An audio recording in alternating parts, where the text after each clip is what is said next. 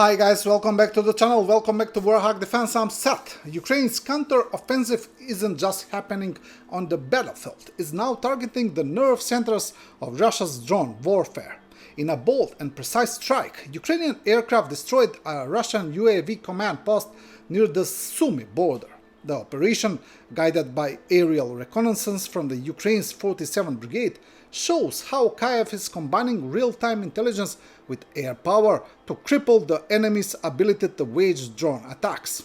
As Russia increasingly relies on UAVs for surveillance and strikes, this hit sends a clear message: nowhere is safe. In the skies over Ukraine, the battle for control is intensifying, and Russia is losing ground. Despite Moscow's claims of air dominance, Ukraine's air force is proving to be increasingly active and precise. One recent example: a Ukrainian airstrike, guided by aerial reconnaissance from the 47th Brigade, struck a Russian UAV command post right near the Sumy border. This wasn't just a lucky hit, it was a deliberate, coordinated operation that destroyed a key hub for Russia's drone operations. What's more alarming for the Kremlin is that Russian air defenses failed to stop the strike. Time and again, Ukrainian aircraft are slipping through supposedly protected skies and delivering devastating blows to high-value targets. While Russia still boasts a larger air fleet, it's clear that it lacks true air superiority. Ukraine is now hitting deeper, smarter and harder, shifting the momentum not only on the ground but also in the air. A Russian mobile air defense group chases a Ukrainian drone. Ukrainian drones are no longer just a battlefield threat. They've become a daily reality for Russians deep inside their own territory. Ukrainian media report that the defense intelligence of Ukraine carried out a cyber attack on the Russian company Gaskar Integration, one of the largest drone suppliers for the Russian army. As a result of the attack, specialists gained access to over 47 terabytes of technical data related to the production of Russian drones. This information, including 10 terabytes of backup files, was destroyed. Consequences of the cyber attack: the company has lost access to the internet. Production and accounting software are non-functional. The operations of Gaskar's R&D center have been paralyzed. All doors at the drone manufacturing plant have been locked, forcing employees to exit the building through emergency exits. Additionally, Hearst cyber specialists managed to steal confidential employee records and, most importantly, the complete technical documentation for drone production. This data has been handed over to specialists from Ukraine's defense forces. During a telephone conversation with Volodymyr Zelensky, US President Donald Trump privately urged Ukraine to intensify strikes deep into Russian territory. The Financial Times reports this with reference to interlocutors. He asked the Ukrainian president whether the Ukrainian military would be able to strike Moscow if the United States provided long-range weapons. "Volodymyr, can you hit Moscow? Can you hit St. Petersburg?" Trump asked. Zelensky, according to informed sources, replied, "Absolutely, we can if you give us weapons." Trump, according to these individuals, supported this idea and said that this strategy is intended to make the Russians feel pain and force the Kremlin to the negotiating table. The newspaper notes that it is unclear whether Washington will supply such weapons to Ukraine.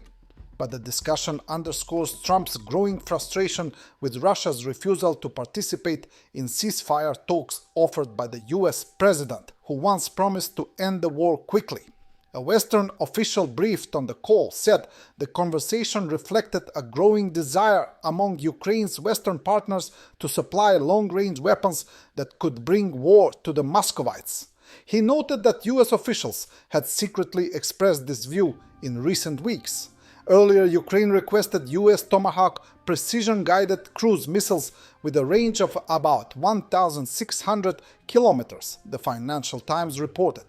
But the Trump administration, like the Biden administration, was concerned about Ukraine's unrestrained behavior. The day before, Axios reported that the first wave of US arms sales to Ukraine through NATO countries is estimated at $10 billion. This list will include missiles, air defense systems, and artillery ammunition. Ukrainian company Antonov has completed the deep modernization of an An-124-100 Ruslan cargo aircraft, which had remained disassembled at the company's facility since the start of Russia's full-scale invasion. The company announced that the aircraft, bearing serial number 0706, departed from its home airfield on July 11 and landed in Leipzig, Germany, where other Antonov aircraft are currently based. Antonov called the relocation not only an engineering milestone but also a symbol of the resilience, professionalism, and unity of Ukrainian aviation specialists. The upgraded aircraft will resume operations on international routes, representing the country's aerospace industry abroad. Originally built in 1994, the aircraft has logged over 21,000 flight hours and completed over 5,500 flights. The modernization process began in 2021. The primary goal was to replace all critical components previously sourced from Russia with Ukrainian and Western-made equivalents. According to the company, the project was carried out under significant technical and logistical constraints. Work was halted in 2022 due to Russia's full-scale invasion, when the aircraft was still in a disassembled state. Despite ongoing security risks, Antonov's team resumed the project and completed the modernization in June 2025. Unlike several other Antonov aircraft damaged during the Battle of Hostomel, this particular aircraft, registered as UR-82073, was undergoing maintenance at the time of the invasion and was not at the Hostomel airfield. Read more. Defending Kiev region. Interview with Omega Special Unit operator following the attack on Hostomel. Antonov Airlines moved its operations center to Leipzig. The carrier now operates 5 active An-124-100 aircraft from its base in Germany. From there, the state-owned airline continues to fly missions in support of the Ukrainian armed forces and to carry out commercial deliveries of oversized cargo. NATO, according to a politician of the unrecognized Pridnestrovian Moldovan Republic, allegedly has a plan to seize the unrecognized country by force. This was stated by a deputy of the so-called Prime Minister Andrei Safonov in an interview with Russian media.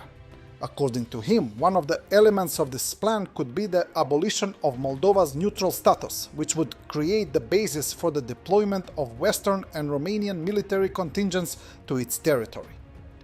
Safonov also said that the West allegedly has other intentions regarding Pridnestrovie, to surround Transnistria and force it to surrender.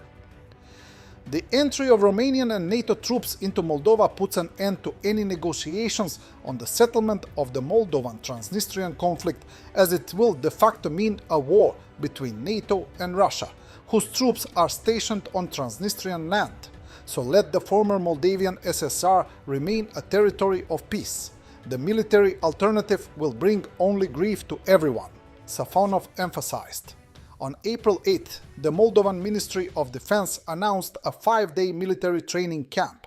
The main goal is to test the skills of Moldovan reservists. On June 14th, it was reported that the Moldovan and Romanian militaries conducted joint training on forcing water obstacles as part of the Saber Guardian 2025 international exercises. In total, about 5,000 military personnel from 4 countries are involved in the maneuvers. Later on June 21st, Militarny reported that Ukrainian Marines joined the Sea Breeze 2025 multinational exercise. For several days, instructors from Ukraine conducted intensive training for foreign units. Participants noted that this experience was not only valuable, but also practical, as Ukrainian instructors passed on the knowledge gained in real-world combat. Thanks for watching, and don't forget to subscribe. Also, if you want to support Warthog Defense, please become our member and get early access to new videos, exclusive members-only videos, and become administrator in comment section. The membership link is in the description. Rescues every day. We had a guy last week at 6 rescues in 6 days. You know, he's doing the job every day.